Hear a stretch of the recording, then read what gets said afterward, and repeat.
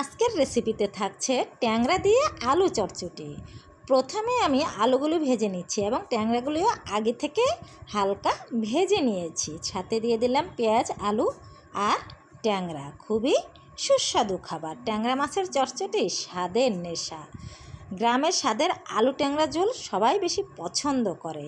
মেঘলা দিনেও গরম ভাতের সাথে ট্যাংরা চটচটি এক অসাধারণ খাবার। ট্যাংরা দিয়ে আলু চটচটি এই কম্বিনেশনটা জাস্ট ভালোবাসা। আলু দিয়ে ট্যাংরা মাছের ঝোল আর চটচটির লোভনীয় মুহূর্তগুলো সত্যি অসাধারণ। এবার দিয়ে দিলাম একটু টমেটো কেটে, এবং খুবই ভালো লাগবে ট্যাংরা চটচটির সাথে আলু আর টমেটো। একটু পরে আমি হালকা পানি দিয়ে দিলাম এবং ধনেপাতা দিয়ে দিলাম। তারপরে একটু পরে আমি হয়ে যাবে, উঠিয়ে নিলাম।